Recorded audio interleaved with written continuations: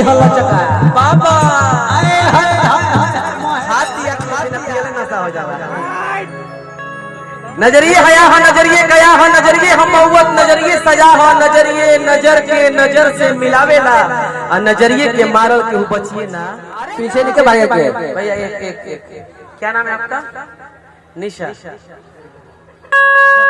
हमेशा मिलते हैं और आप हमको पहचान ही नहीं रही है। पीछे जा रही है तो जो हमको नहीं पहचानता हम उसको नहीं पहचानते। कहाँ जाओगे? अभी कैसे चल जाओगे? अभी तो शुरुआत भइल बा, अभी तो ढूको होने। सी लगाओ भैया, सी लगाइए। सी सार पहला काला, सी सार पहला काला। ज्यादा ना एक दो सटा के हटा देगा बा। आओ छोटी, हाँ ए छोटी यार तुम पुरानी ब्रांड हो। तारा का देखा बिना पियले नशा हो जाओ। नजरिए हया हो नजरिए गया हो नजरिए हम मौत नजरिए सजा हो नजरिए नजर के नजर से मिलावेला और नजरिए के मारल के बचिए ना। अरे जियो आदरणीय हमरा 45 सिंह बाबा के तरफ से बहुत पुरस्कार आयल है, गार्जियन के तरफ से बहुत पुरस्कार आयल है। दिल से बहुत बहुत धन्यवाद। रुपया पैसा बहुत कमाल आदमी, लेकिन प्यार व्यवहार इमेज ये बहुत कम लोग कमाला। तबे ना अपना लोग जुटल बा, तबे ना ऐसा प्रोग्राम होता ना तो कहाँ के हुआ वेला। हाँ कि मलाई देख के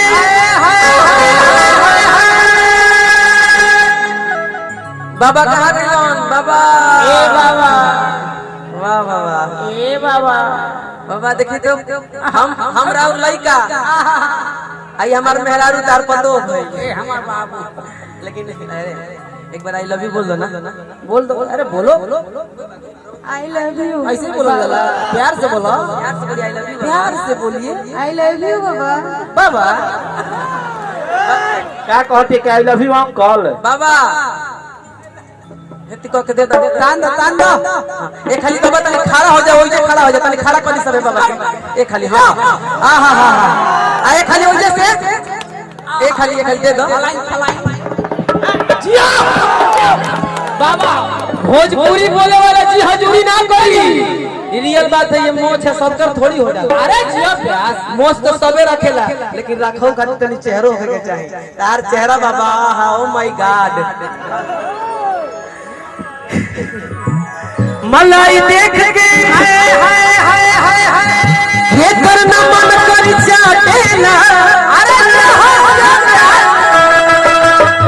अतना सकेत कपड़ा तोहरा में कैसे आटेला।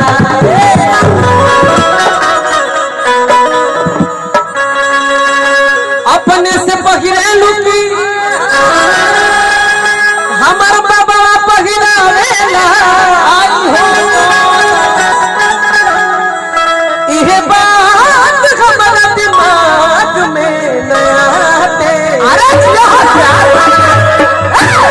देखिए एगो गाना मार्केट में हिट करे के कहल जाला, जब कोनो कलाकार गा देवे चंदन बाबा पैसा आवे आ जब बोली दूगो चीज तो रुक जाई सब, बहुत मायने रखेला।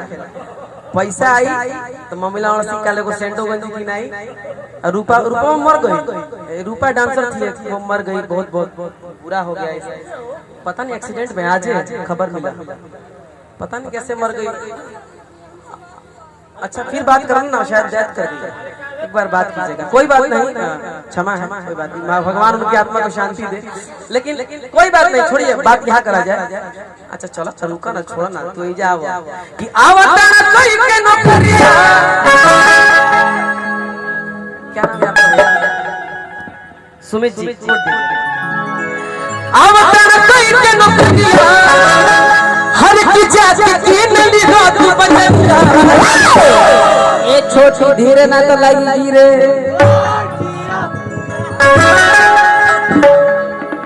भाई धागा गिरे लगी और थोड़ी कुछ गिरी, वो तो कतनो फणबू चौकियो तो फणबू तबो ना गिरी। बाबा नु मार के गिरी है डंडा से। बाबा आप तो बहुत मानते हैं, लव यू। बहुत बढ़िया रहो, बात करत रहिए, पीछे बैठे रहिए तो मजा आ गया। आवता कोई के नौकरिया हर की जाति की नली हो तू बंदिया।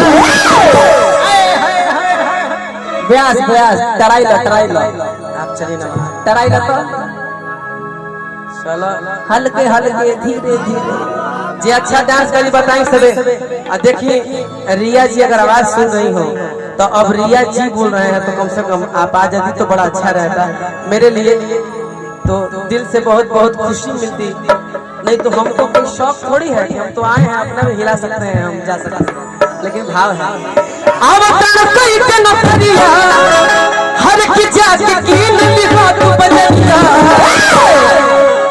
ए बुची हल्के ना तो लगी दल के। रुक जा रिया, यार मेरी जान हो यार, सॉरी कुछ भी करती ए रिया तारे ही जे बड़े पिया।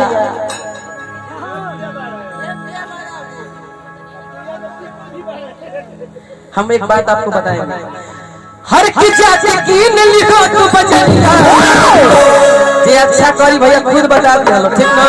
चलो अरे की कुसुमर सड़िया राजा जी अल्लाह लाइनुआ वाला हो और बाद चौंगाई वाला हो।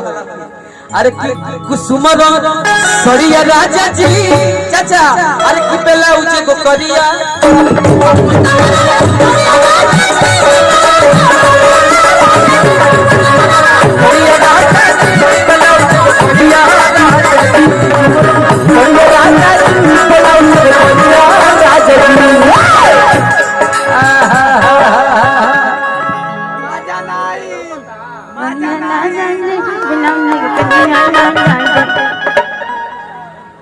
ब्यास ब्यास सिखाई हो बुरा नहीं ना मान रही है, लेकिन जौन काम करे के चाहिए एनर्जी में करे के चाहिए, ना तो काम छोड़ देवे के चाहिए।